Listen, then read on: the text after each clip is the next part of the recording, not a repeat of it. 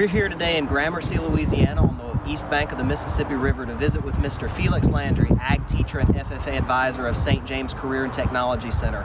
St. James CTC has a unique working relationship with corporate sponsors here in the area to deliver a very unique hands-on learning experience for their students.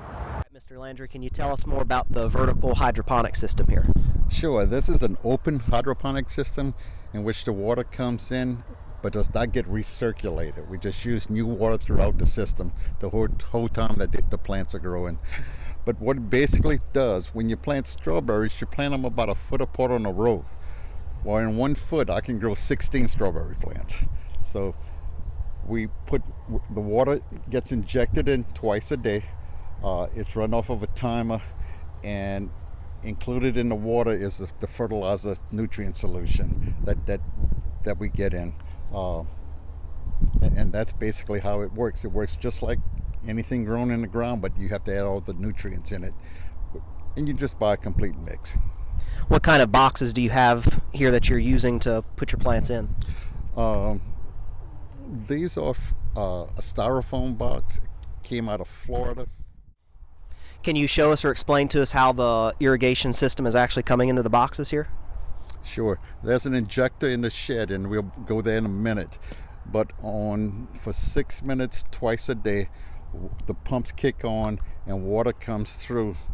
Is emitted through this little emitter and drains and goes into the box. For 6 minutes, it's enough time for the water to drain all the way through, so each box gets the water it needs.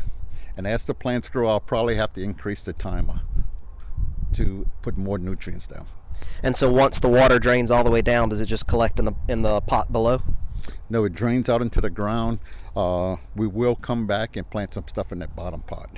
So you can grow stuff in the bottom pot. We just didn't get there yet this year. The emitter I have here, and I highly recommend this place. There's 2 locations, one in Baton Rouge and one in Monroe. It's called Irrigation Mart.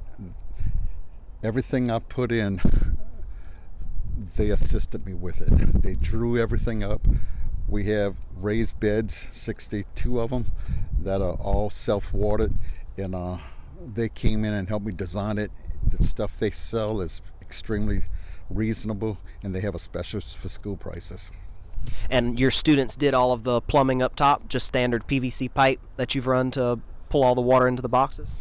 Yeah, the metal part is actually electrical conduit pipe. These T's is really just a T. This is a flexible hose here, kind of used on camper trailers that they sent with the kit. I bought a kit that came with it.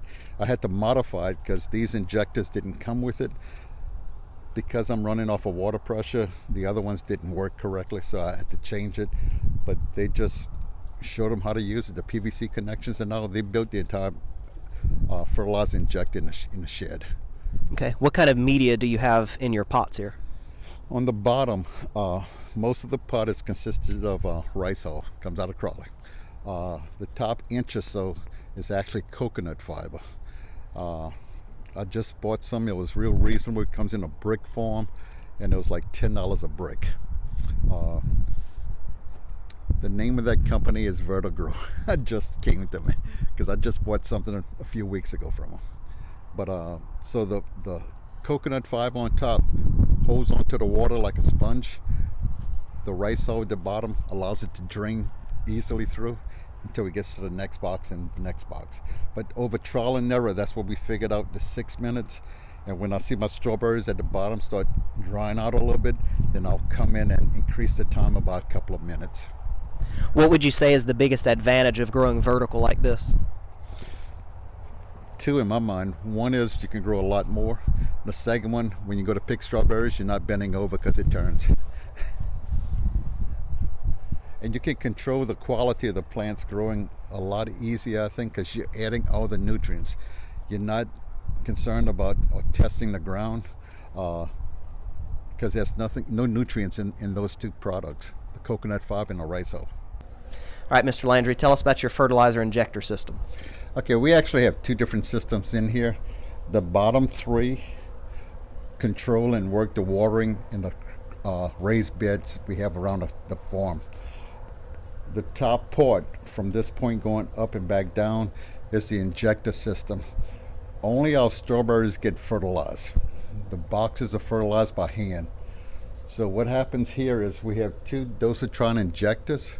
One is for the calcium nitrate. The other one is for a complete fertilizer blend. And what happens is it's all run by water pressure. So when the timer kicks it on, as water's pumped through, then it picks up the nutrients. From my complete fertilizer, it mixes it at 1 gallon of solution to 100 gallons of water. The calcium nitrate gets mixed at 1 gallon of solution to 200 gallons of water. So we mix our fertilizer solutions 100 and 200 times too strong. It would kill the plants. Another thing with the strawberries that we have to be concerned about is I need to be able to control the pH. So I'll mix some pH down in the complete fertilizer until my end product gives me the pH I want. So that's something we constantly having to check, maybe once every week, once every 2 weeks. Where did you get the design for this particular system, and how did you put it together? Dr. Jeff Keening at LSU or Kathy, I don't exactly remember. But again, once I had the idea in place, I went ahead and I went to Irrigation Mart, which was Polydrip at the time, and those guys worked with me and helped me design it, where I got the parts and all from it. These injectors, can you tell me where you get them from, about how much they cost? Each injector is about $450. We lost this 3 years ago in a big deep freeze we had, and I ended up, it took a couple of years to be able to get some grant money and all back in to put it back up together. This apparatus here it's right at $1,000. Where I got them from, I guess that's part of the secret about why the community accepts us so well, along with the local industry and all. Everything I buy that I can, I buy locally. So these actually came from the little nursery right down the road. I try to keep them happy so they don't look at us as competition. And I see you have heat lamps on top. That's to keep it from freezing again? Yeah, those nights when it gets too cold, we drain the pipes and we put the heat lights on.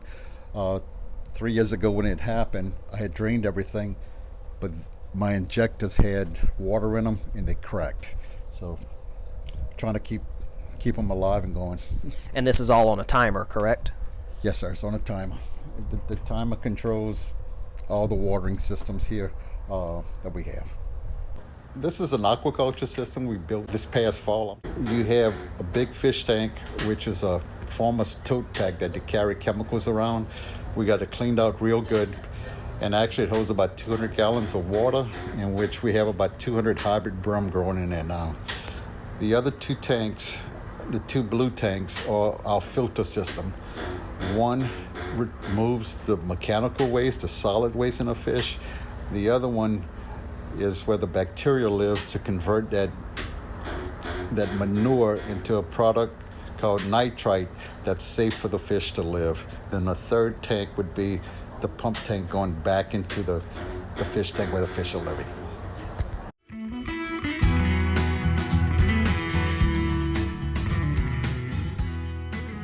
When I first started at St. James, I worked there for 7 years.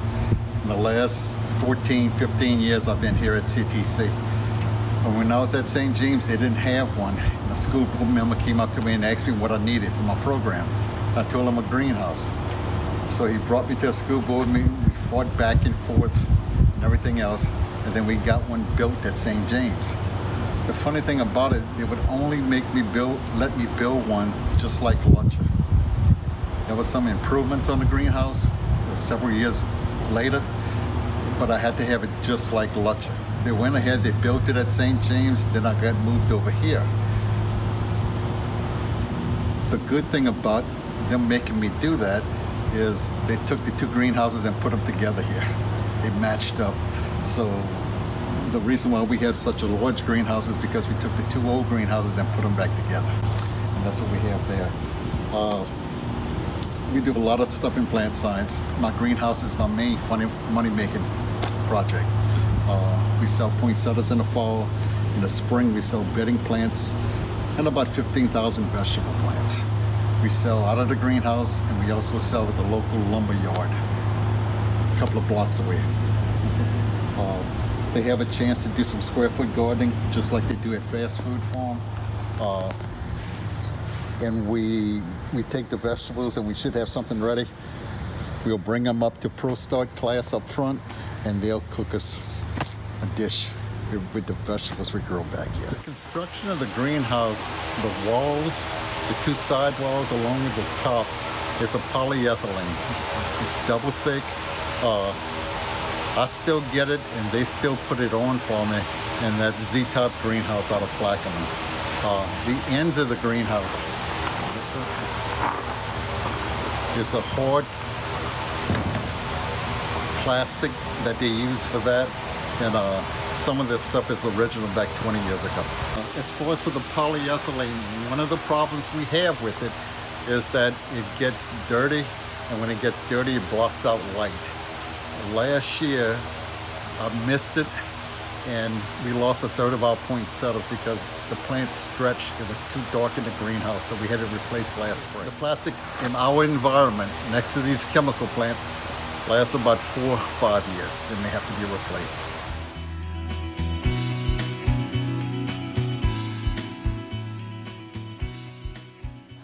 Our heating system, when it gets cold in here, we have some big heaters on top, and the fans I have in here is actually to blow the hot heat down the greenhouse because it's 100 feet long. But we have a thermostat. The thermostat is at the level of the plants that are growing, so that's where it keeps our thermostat going. Here's our injector system, just like we had at fast food farm.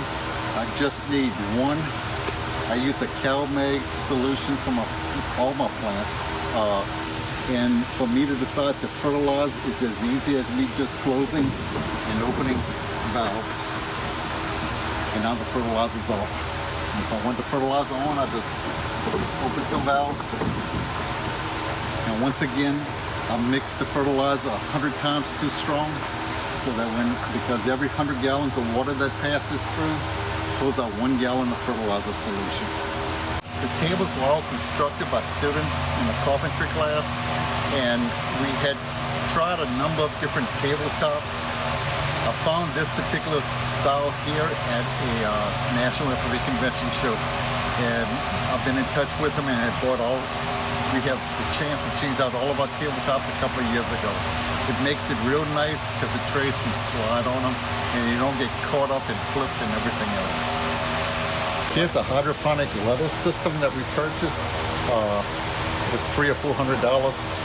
It's a recirculation hydroponic system, meaning the water that's used on the plants gets reused again and again and again. The tank at the bottom, we mix our nutrients in it. Then it gets pumped up with the little water hose we have, and it drains back into the box that it has. These lettuce here are about 2 weeks old. At about 5 weeks, we can re-eat them. Okay. So when they're full grown, we'll have the students come in, cut them up, and we'll have a big Caesar salad. Okay, as far as the management in the summertime, we just try to keep the grass out. I try to keep as little plants in here as possible. And the ones I do have in here, because ag teachers are always going in the summertime, they're on a timer to get watered. All the sides are rolled up. The tables are cleaned off for the most part, and we just combat and fight the grass with Roundup. Come springtime, come fall, when the students come back to class, then we'll start, our poinsettias come in, we have to plant them the week before Labor Day. And as you can see, our poinsettias take up all the greenhouse. It's from wall to wall, simply because we sell that many poinsettias. So in the fall time, students will plant the poinsettias, take care of the poinsettias, set up the irrigation system, plug in the irrigation system, and constantly check. The other thing we do throughout the year, except the summertime, is grow the hydroponic lettuce. And like I said, 5 weeks from the time we plant the seeds, we have full-grown lettuce. Students get treated to 2 or 3 salads throughout the year, and whatever's left over, the teachers take home with them. Come wintertime, when all the poinsettias leave, we'll go ahead and we'll disinfect the tables once again with a Clorox solution, and clean up everything we have. And then we'll start planting our vegetable seeds in about the middle of January. I like to have my plants ready for the end of February, because that's when the people around here want them. So I'll just date it back probably 6 weeks and plant seeds. And we plant 3 different schedules, 2 weeks apart. So I have vegetables throughout. And we'll plant tomatoes and bell peppers and broccoli. Well, broccoli's in the fall. Eggplant, jalapenos, and that kind of stuff. One of the things that we do in our planting system, and it started about 8 years ago, we worked hand in hand with LSU Extension. They started putting on a tomato field day here for the parish. It draws people from all over the area. They'll bring in about 300, 350 people. And the new seeds that are coming out, some of them don't even have names, there's just numbers on them. We'll start them here, and then Extension takes them and go plant them in a field. So during the tomato field day, they'll have a chance to see the tomatoes growing and also do a tomato test. Because of that, one of the varieties of tomatoes is grown because it was so successful there, and the other one, bell peppers, that's my biggest seller, and it's because of the one that was picked out there. So we sell about 15,000 vegetable plants a year, sold out of the greenhouse and also sold at the local lumber yard. Come about middle of February, we'll plant about 3,000 annuals, and we have a sale in the greenhouse, a Thursday, Friday, and Saturday sale, where we finish selling our vegetable plants, and that's right before Easter usually. And after Easter, just trying to keep everything dead in the greenhouse as far as for grass and weed control, and get it ready to do any repair work we have to do to the walls or tables and so forth. So that's about our growing season. But on the vegetables and also the annuals, you pick your sale date and then you back up.